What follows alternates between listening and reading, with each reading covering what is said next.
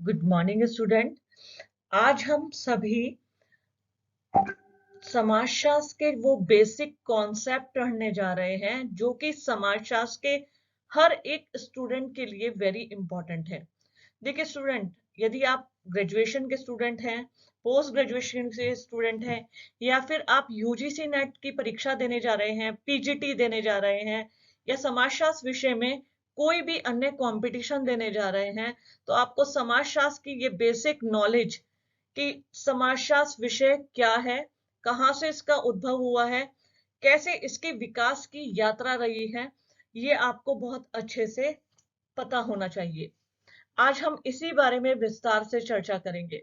अपने लेक्चर को स्टार्ट करने से पहले हमेशा की तरह मैं कुछ इंपॉर्टेंट बातें आपके सामने बताना चाहूंगी कि जो हम समाजशास्त्र विषय को पढ़ रहे हैं, देखिए आज चूंकि मेरे ये फर्स्ट क्लास है, बिल्कुल स्टार्टिंग से बेसिक्स स्टार्ट कर रही हूँ। हालांकि पिछली मैंने काफी क्लासेस ली है, लेकिन जो हम आज ये अपनी जर्नी स्टार्ट करने जा रहे हैं, इसमें बिल्कुल हम बेसिक कॉन्सेप्ट से स्टार्ट करने जा रहे हैं। आप सभी लोग अपना एक रजिस्टर बना लीजिएगा, क्योंकि मैं पीपीटी प्रेजेंटेशन के माध्यम से सारे नोट्स भी प्रोवाइड करा रही हूँ, तो ये आपके लिए काफी बेनिफिशियल रहेगा, तो आप ये सब बात ध्यान रखना। साथ ही साथ आप सभी लोग बिल्कुल देखिए, जब भी हम कोई यात्रा स्टार्ट करते हैं तो सफर थोड़ा मुश्किल तो होता है।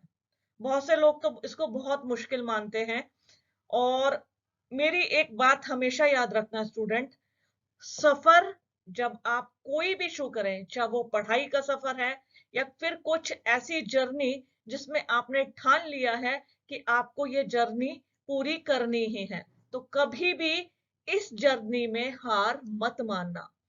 सिविल सर्विसेज हो, यूजीसी नेट हो या अन्य प्रतियोगी परीक्षाएं, इनका फर्स्ट रूल यही है कि यदि आप इसमें हार मान के बैठ जाते हैं तो आप पीछे वाले का रास्ता आसान कर देते हैं। मैं आपको एक यहाँ छोटे से एग्जाम्पल से बताऊंगी। आप सभी ट्रेन में रिजर्वेशन जानते हैं, ठीक है? ट्रेन में आप रिजर्वेशन होता है, कई बार आप वेटिंग लिस्ट ले लेते हैं, और कई बार वेटिंग लिस्ट इतनी लंबी होती है, आप इसी उम्मीद की तलाश में कि एक ना एक दिन हमारी जो वेटिंग लिस्ट है वो कंफर्म होगी, वो क्लियर होगी, इसी उम्मीद से आप वेटिंग लिस्ट का टिकट ले लेते हैं। जब हम अपनी कंपटीशन की जर्नी स्टार्ट करते हैं, मैंने देखा है बहुत से स्टूडेंट सिलेबस को देखकर, क्लासेस को देखकर और अपने रूटीन को देखकर ऐसा मान बैठते हैं कि ये पढ़ाई हमसे नहीं होगी, ये जर्नी हम नहीं पूरा कर पाएंगे। तो यकीन मानिए, आप अपने पीछे वाले स्टूडेंट का रास्ता साफ कर रहे हैं, उनके आगे से आप अपने आप ही हटते जा रहे हैं। तो ऐसे में क्या होता है, पीछे वाले की जर्नी आसान हो जाती है। जैसे वेटिंग लिस्ट होता है, आप जर्नी नहीं कर रहे हैं, आपने टिकट कैंसिल करा दिया, तो वो टिकट किसको मिल जाता है? पीछे वाले को मिल जाता है। तो इसलिए हमेशा कंपटीशन का एक रूल याद करना, चाहे कितनी भी मुश्किल आ जाए, कितनी भी बार गिर जाओ, लेकिन उठ के उस रास्ते का सफर पूरा तय करना, और वो हिम्मत अपने अंदर बांधे रखना कि मुझे अपनी जर्नी को पूरा करना है, तो सफलता आपको निश्चित रूप से मिलेगी। तो इसी उम्मीद के साथ आप सभी लोग अपनी जर्नी को, जो अपनी ये कंपटीशन एग्जाम की जर्नी है, इसको पूरी पॉजिटिव सकारात्मक रूप से अपने लक्ष्य को ध्यान में रखकर स्टार्ट कर दीजिएगा। आज हम जो अपना नया चैप्टर स्टार्ट करने जा रहे हैं, वो है समाजशास्त्र का उद्भव और विकास। देखिए, अगर हम समाजशास्त्र के उद्भव और विकास के बारे में बात करें, तो सबसे पहले आप लोग सोचिए। देखिए, समाजशास्त्र एक विषय के रूप में तो हम कुछ ही वर्षों में इससे परिचित हुए हैं, लेकिन ये यदि इसका अतीत देखें, अतीत इसका बहुत प्राचीन और बहुत लंबा है। आप कहेंगे समाजशास्त्र को हम विषय के रूप में क्यों पढ़ते हैं? देखिए, सोचिए मेरी बात।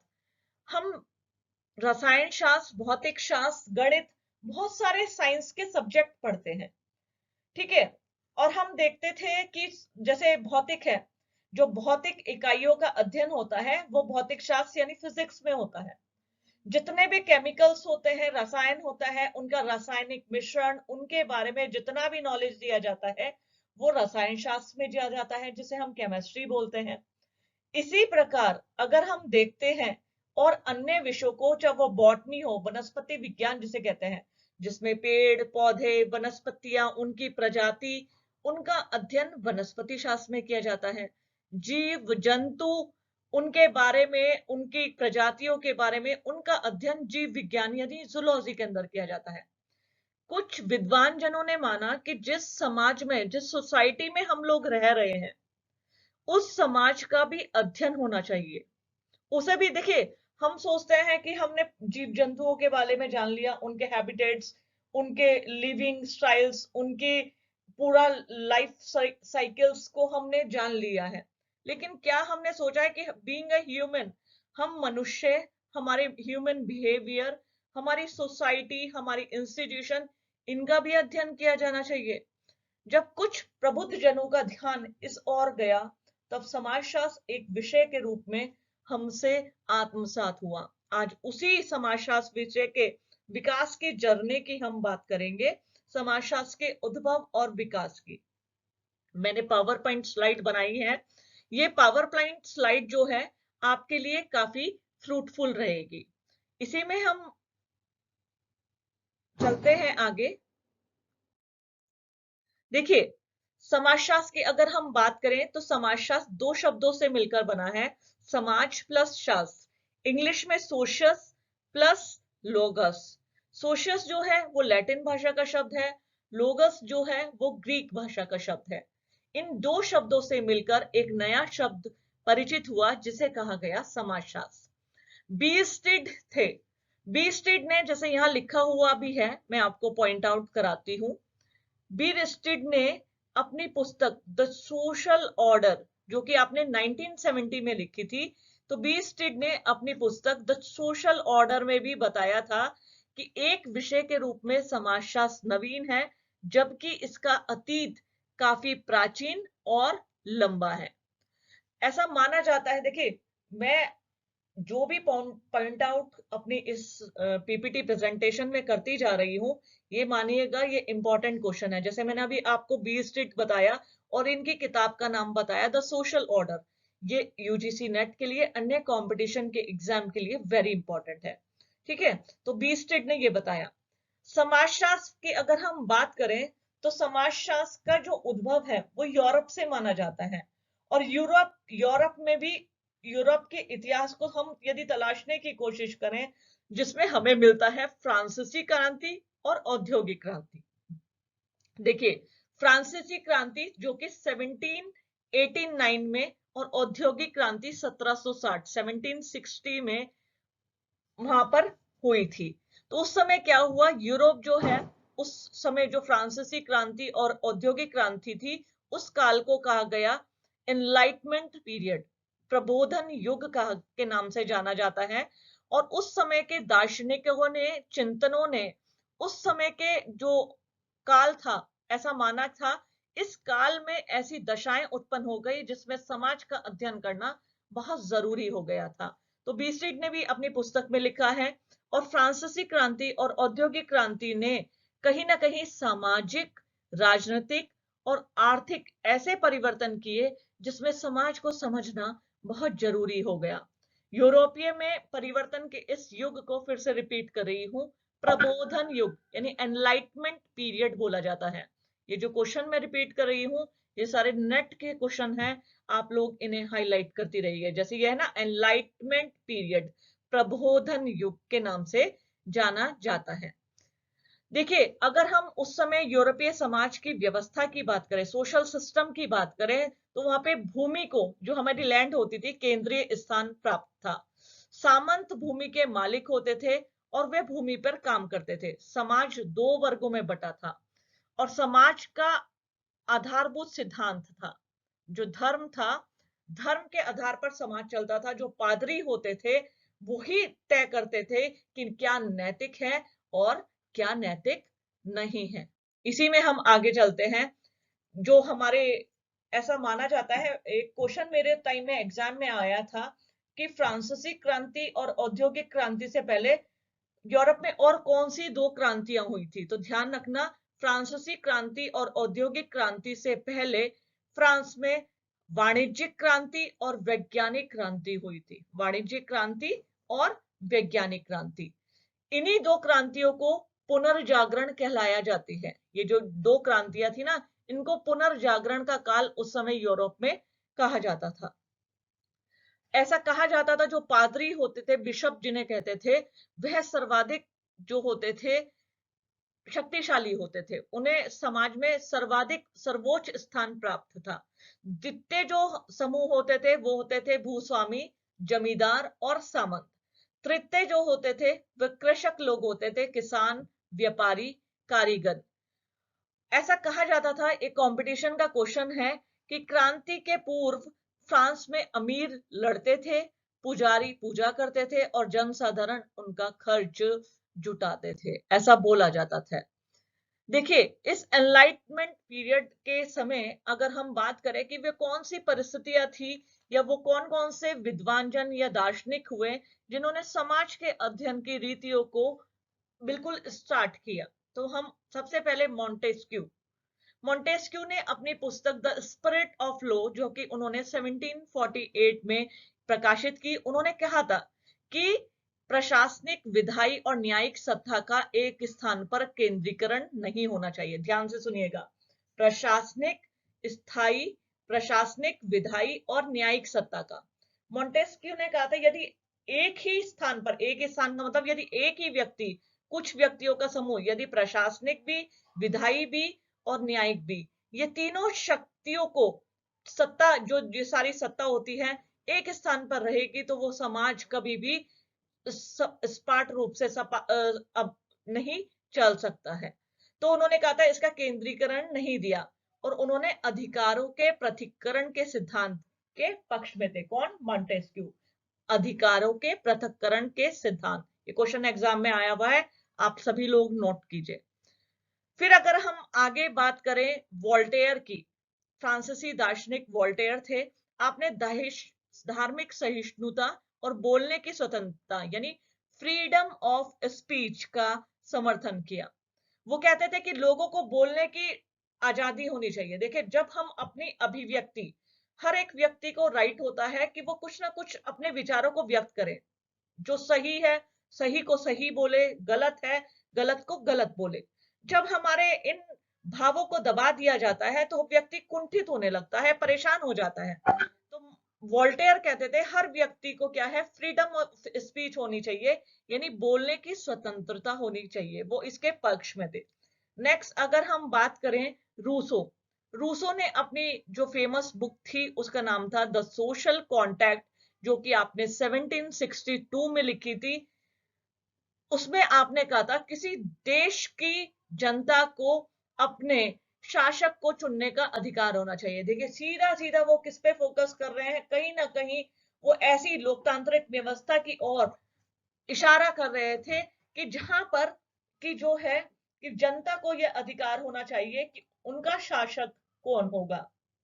उस शासक को चुनने का अधिकार किसको होना चाहिए? जनता को होना चाहिए। फ्रांसीसी इस जो ये मानसिकताएं थी ना, जो दार्शनिकों की, अगर हम बात करें मॉन्टेस्क्यू की, वोल्टेयर की या रूसो की, उन्होंने उस समय की व्यवस्था को झकझोर दिया। लोग कहने लगे कि लोगों के ऐसे ऐसे विचार निकलकर सामने आ रहे थे, ऐसे साम्राज्यवाद के खिलाफ एक तरह से लड़ाई ही शुरू हो गई थी। तो इससे क्या हुआ, फ्रांसीसी लोग जो थे अमेरिका की फौज, मतलब फ्रांसीसी फौज में शामिल हो गए।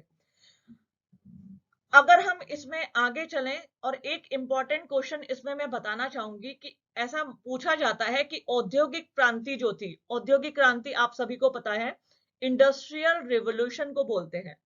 इंडस्ट्रियल रिवॉल्यूशन क्या है, थोड़ा सा यहाँ पे हल्का सा आपको बताऊंगी, बाद में मैं डिस्क्रिप्टिवली औद्योगिक क्रांति समझाऊंगी। देखो, इंडस्ट्रियल रिवॉल्यूशन किसे कहते हैं?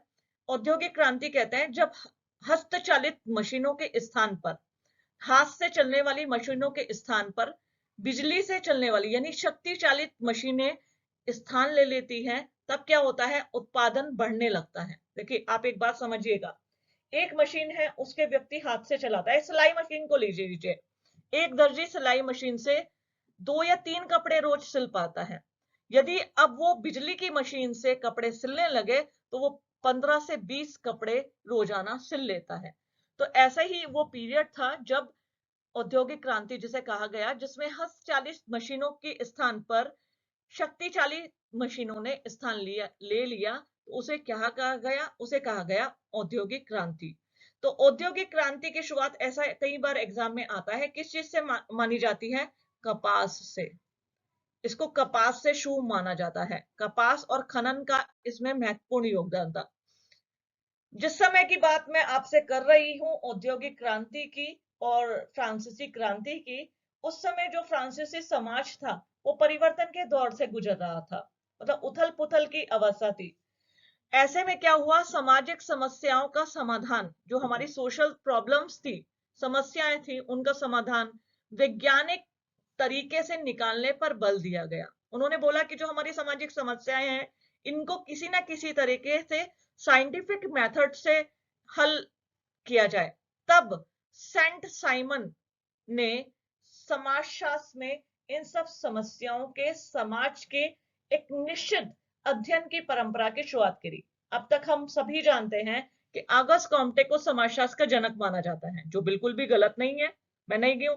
लेकिन अगर हम बात करें कि समाजशास्त्र में को एक विषय के रूप में किसने शुरू किया था, किसने अध्ययन की परंपरा शुरू की थी, तो वो थे आगस्ट कॉम्टे के गुरु सेंट साइमन। इनका जीवन काल था 1760 से 1825।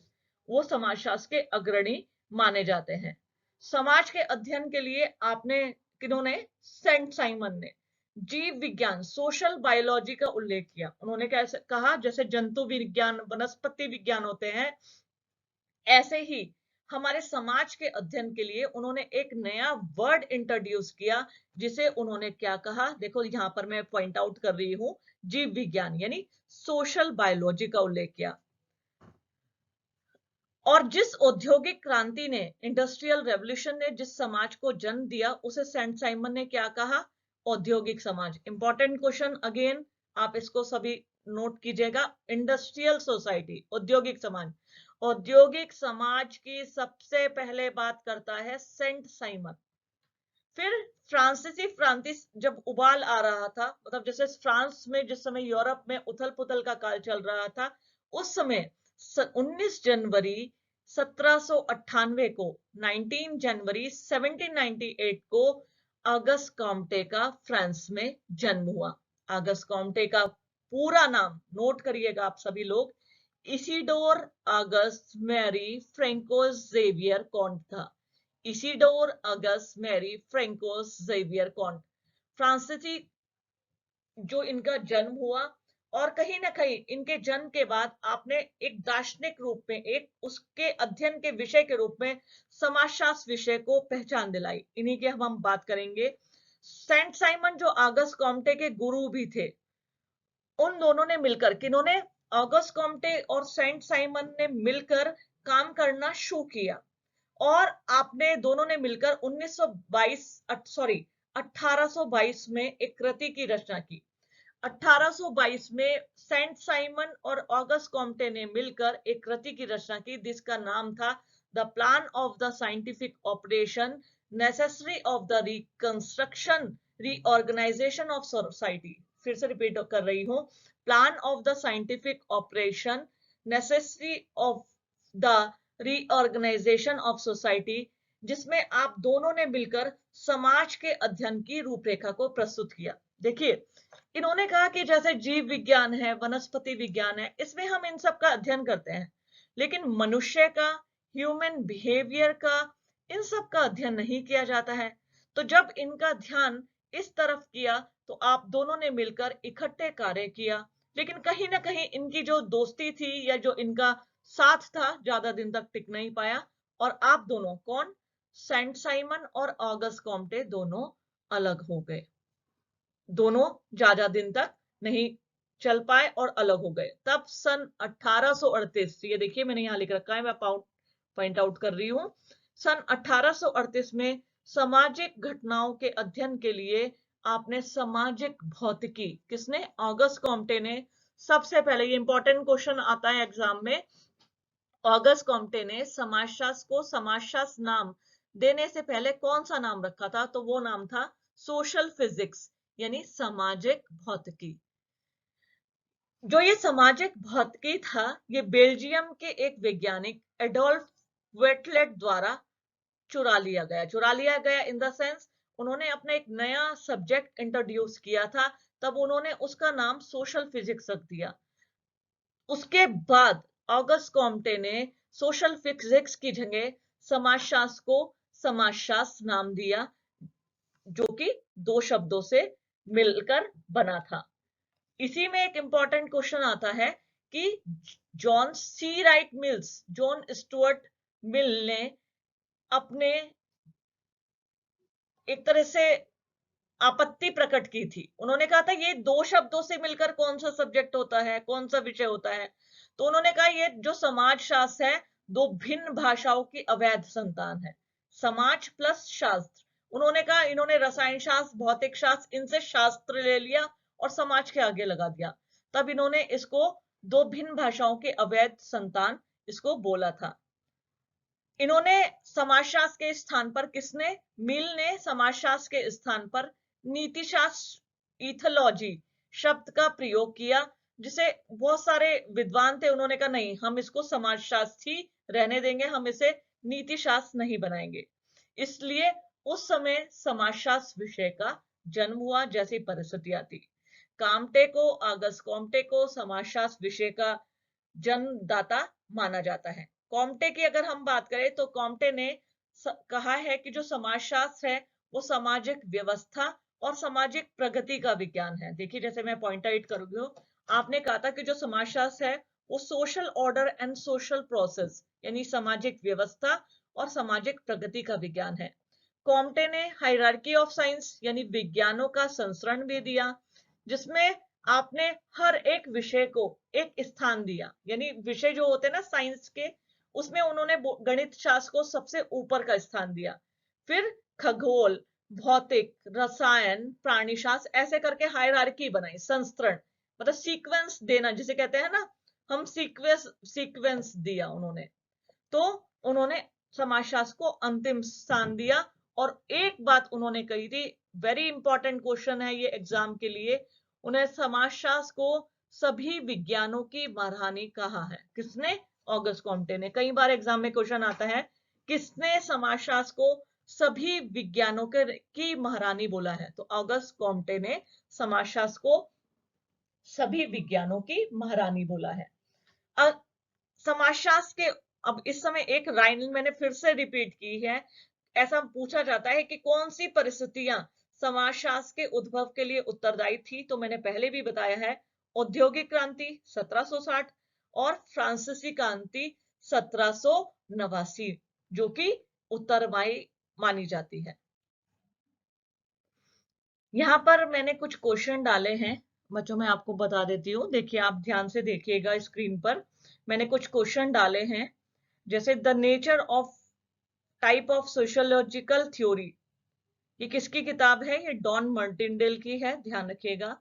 समाजशास्त्र को किसने क्राफ्ट बोला था, शिल्प बोला था? तो ये सी राइट मिल है। और किसने कहा था कि 18वीं शताब्दी की बौद्धिक परिस्थितियां समाजशास्त्र में सहायक हुई है? तो ये बोला था बॉटोमोर ने। किसने समाजशास्त्र में पुरोहित व्यवस्था, प्रीस्टहुड के अध्ययन का भी सुझाव दिया है? देखिए, बहुत से क्वेश्चन या बहुत से स्टेटमेंट ऐसी होती है जो यूजीसी के नेट के एग्जाम में आती है, लेकिन हम लोग क्या है उसको इग्नोर कर देते हैं। तो ध्यान दीजिएगा, ये हर्बर्ट स्पेंसर ने बोला था। इंडियन सोशियोलॉजिकल सोसाइटी की स्थापना कब हुई थी? 1952 में हुई थी। अमेरिकन सोशियोलॉजिकल सोसाइटी की स्थापना 1906 में वॉर्ड और स्मॉल के द्वारा की गई थी। लखनऊ विश्वविद्यालय में समाजशास्त्र विषय के अध्ययन की शुरुआत कब हुई? 1921 में हुई। इसी प्रकार अन्य क्वेश्चन हैं, आप इनको पढ़ लीजिएगा। अब हम चलते हैं आगे की ओर कि एक विषय के रूप में समाजशास्त्र का उद्भव 1838 यानी 1838 को फ्रांस में हुआ, लेकिन ऐसा माना जाता है इसको उर्वरता यानी जो ये फला फूला, वो फूला था सबसे ज्यादा अमेरिका में। ध्यान रखना, जन्म तो इसका फ्रांस में हो गया था, किसका? समाजशास्त्र का, लेकिन जो इसको सबसे ज्यादा पहचान मिली वो मिली अमेरिका में। 1876 में अमेरिका के येल विश्वविद्यालय में ग्राहम विलियम समनर ने के नेतृत्व में समाजशास्त्र विषय के अध्ययन की शुरुआत हुई। देखिए बच्चों, कभी भी पढ़ाई को बोरिंग मत होने देना। थोड़ा सा हल्का सा मैं यहाँ पे रुकते हुए फिर से हल्का सा आप सभी को रिवीजन कराऊंगी। देखिए, जो स्टूडेंट ग्रेजुएशन या पोस्ट ग्रेजुएशन के हैं, जिसको एग्जाम, जिन आप सभी को यदि एग्जाम में लिखना है लॉन्ग क्वेश्चन, किसके बारे में, समाजशास्त्र के उद्भव और विकास के बारे में, तो ध्यान रखना जो मैंने ये अपने पीपीटी में पॉइंट्स दिए हैं, आप इन सब पॉइंट्स को, ये पीपीटी मैं तुमसे शेयर भी करूंगी अभी अपने, मेरा यूट्यूब चैनल भी है, साथ ही में मेरा टेलीग्राम चैनल है तनु मैम सोशियोलॉजी वाली, उसमें मैं शेयर करूंगी। तो आप सभी लोग क्या है, इसके साथ जुड़े रहिएगा। साथ ही साथ मैं टेस्ट सीरीज भी शुरू करूंगी, लेकिन वही वाली बात फिर से मैं रिपीट करूंगी, आप सभी लोग कमेंट जरूर करिएगा। कमेंट इसलिए कि मुझे पता चले कि आप लोगों को मेरी जो ये वीडियो है कितनी समझ में आई है आपके, या कितने काम आई है। आप किसी भी यूनिवर्सिटी में पढ़ रहे हैं, यदि बीएचयू में, इलाहाबाद यूनिवर्सिटी में, गोरखपुर यूनिवर्सिटी में, बिहार में, उत्तराखंड, उत्तर प्रदेश, बिहार और मध्य प्रदेश, राजस्थान, आप किसी भी हिंदी स्टेट से हैं, तो आपकी जो वीडियो है और जो ये मेरा पूरा सिलेबस स्टार्ट किया है, मैं कहती हूँ फ्री ऑफ कॉस्ट, मैं चैलेंज करती हूँ, ये आपको कहीं नहीं मिलेगा। इस तरीके से पूरा to the point, UGC NET की यदि आप तैयार कर रहे हैं या सिविल सर्विसेज की तैयारी कर रहे हैं, तो निश्चित रूप से आपको कहीं नहीं मिलने वाला। बस आप इसको बहुत ध्यानपूर्वक पढ़िएगा। तो हमने समाजशास्त्र विषय के जो उद्भव और विकास के बारे में मैं बता रही थी कि जो ग्रेजुएशन और पोस्ट ग्रेजुएशन के स्टूडेंट हैं, वो क्या करिएगा। देखिए, थोड़ा सा हल्का सा बीच में यहाँ स्टॉप कर रही हूँ, इसलिए स्टॉप कर रही हूँ, अपना हल्का सा एक्सपीरियंस शेयर करूंगी। मैंने कल भी बताया था, पहले मैं रटती थी, लेकिन फिर मैंने समझ के लिखना शुरू किया। अक्सर जो ये समय चल रहा है, सेमेस्टर के एग्जाम से बच्चों का परीक्षाएं पास आ गई हैं, तो वे क्या सोचते हैं, इस कम समय में कौन कौन से क्वेश्चन करें, कैसे करें। तो मैंने कल भी बताया था, स्ट्रैटेजी इज वेरी इंपॉर्टेंट। जो आपकी रणनीति होती है, वो किसी भी परीक्षा में आपको टॉपर्स बना सकती है। आप एक अच्छी रणनीति, कभी भी रटना मत। जो मेरी पीपीटी है इसमें पॉइंट्स लेना, जरूरी नहीं है आप सारे पॉइंट्स लो। आप एक, जैसे स्टोरी होती है ना, स्टोरी की तरह क्वेश्चन को लिख सकते हैं। जैसे पूछा जाता है समाजशास्त्र का उद्भव और विकास बताइए, तब आप शुरू करना यूरोप से, फ्रांसीसी क्रांति और औद्योगिक क्रांति उनके बारे में बताना, उस समय यूरोप में किस तरह की व्यवस्था प्रचलित थी वो बताना, कैसे सेंट साइमन ने समाजशास्त्र को इंट्रोड्यूस कराया, फिर ऑगस्ट कॉम्टे का जन्म हुआ, फिर उन्होंने समाजशास्त्र की शुरुआत की, फिर फ्रांस के बाद अमेरिका में, फिर हम पहुंचे थे अमेरिका में, अमेरिका में अध्ययन की शुरुआत हुई। मैंने बताया था 1876 में अमेरिका के येल विश्वविद्यालय में समाजशास्त्र को एक विषय के रूप में पढ़ाया गया। सबसे पहले ग्राहम विलियम समनर, ध्यान रखना इनका जो जन्म हुआ था 1840 में और मृत्यु हुई थी 1910 में।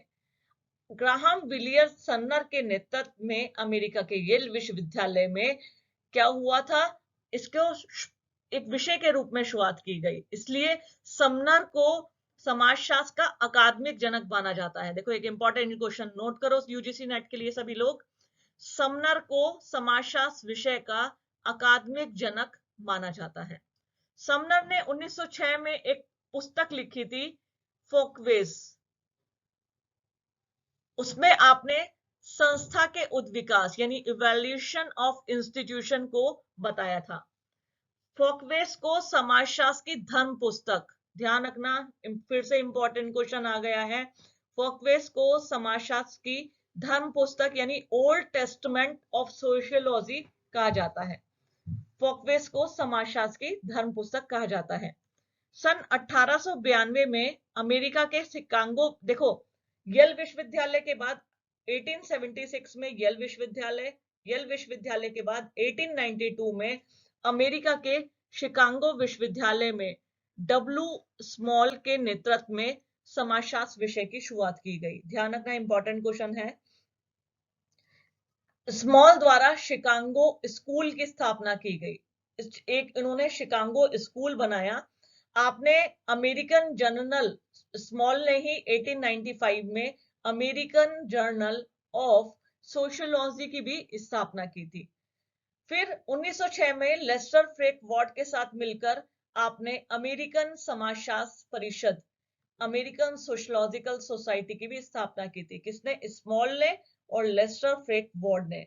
वार्ड इसके प्रथम अध्यक्ष और इसके स्मॉल प्रथम उपाध्यक्ष के पद पर नियुक्त हुए थे। शिकागो संप्रदाय में सर्वप्रथम 1892 में मैंने बताया था कि समाजशास्त्र विभाग की स्थापना हुई, और सबसे पहले इस शिकागो जो संप्रदाय था या शिकागो स्कूल था, इन्होंने रिसर्च, अध्यापन एंड शोध की जो परंपरा विकसित की, वो ही अब आज जो है वो शिकागो संप्रदाय के नाम से जानी जाती है। और अगर हम देखें आगे, हम आने वाले चैप्टर्स में पढ़ेंगे, शिकागो संप्रदाय ने शहरों के बारे में, नगरों के बारे में, विशेषतः मुख्य रूप से नगरीय समस्याओं जैसे अपराध, बाल अपराध, गरीबी आदि के बारे में विशेष ध्यान दिया था। और साथ ही साथ आपने इकोलॉजिकल और एथनोग्राफिक जो टेक्निक्स हैं, इनको भी शोध के अध्ययनों को नया आयाम दिया था। इसलिए शिकागो स्कूल जो है वो फेमस स्कूल माना जाता है। शिकागो संप्रदाय से जुड़े हुए अन्य अगर हम समाजशास्त्रियों की बात करें तो park, Burgess, Mead, कूले, McKenzie, लुइसवर्थ, नैनकी, Ferris, bloomer आदि प्रमुख हैं। कई बार आप नेट के एग्जाम या अन्य कंपटीशन के एग्जाम में कुछ क्वेश्चन फॉलो अप करते हैं। वे क्वेश्चन क्या होते हैं कि कुछ समाजशास्त्री के नाम बताइए जो शिकागो स्कूल से जुड़े हैं।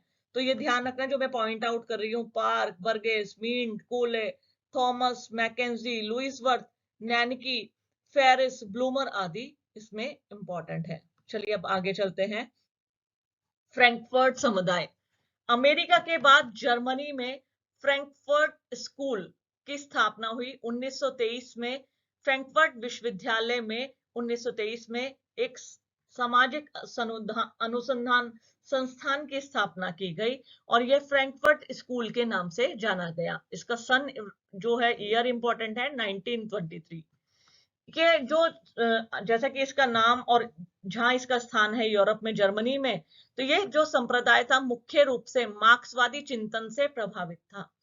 ये मार्क्सवादी विचारधारा के अनुसार तत्कालीन विश्व के बदलते परिप्रेक्ष्य के माध्यम से उसको डिफाइन करता था, विस्तार से समझाता था। इसमें देखिए, फिर वही बात, कई बार क्वेश्चन एग्जाम में पूछे जाते हैं कि फ्रैंकफर्ट संप्रदाय से संबंधित समाजशास्त्री के नाम बताइए। तो इसमें बेंजामिन होर्मखीर, हर्बर्ट मार्क्यूस, ये सब प्रमुख आते हैं जर्मन संप्रदाय में या फ्रैंकफर्ट संप्रदाय में। अब आते हैं हम भारत में। भारत में समाजशास्त्र का उदय कैसा हुआ? देखिए, अगर हम भारत में समाजशास्त्र के उद्भव और विकास की बात करें तो जो समाजशास्त्र का उद्भव और विकास था, तो भारत में सबसे पहले कब स्टार्ट हुआ? भारत में समाजशास्त्र विषय के अध्ययन की शुरुआत हुई थी 1919 में। पैट्रिक गेट्स के नेतृत्व में बंबई विश्वविद्यालय में समाजशास्त्र विषय के अध्ययन की शुरुआत हुई। तो स्टूडेंट, अब हम बात कर रहे हैं भारत में समाजशास्त्र के विकास की। मैंने अभी अभी बताया कि सन 1919 में पैट्रिक गेट्स की अध्यक्षता में, पैट्रिक गेट्स के नेतृत्व में मुंबई विश्वविद्यालय में समाजशास्त्र विषय की शुरुआत हुई। प्रारंभ में ये जो था, स्टार्टिंग में इसे अर्थशास्त्र के साथ एक ऐच्छिक विषय के रूप में बढ़ाया गया। उसके बाद नागरिक शास्त्र के साथ इसको जोड़ा गया। ग्रीडिंग्स के पश्चात बंबई विश्वविद्यालय में समाजशास्त्र विभाग की जो जिम्मेदारी थी वो दी गई गोविंद सदाशिव घुर्रे को, जीएस घुर्रे जिन्हें हम जानते हैं।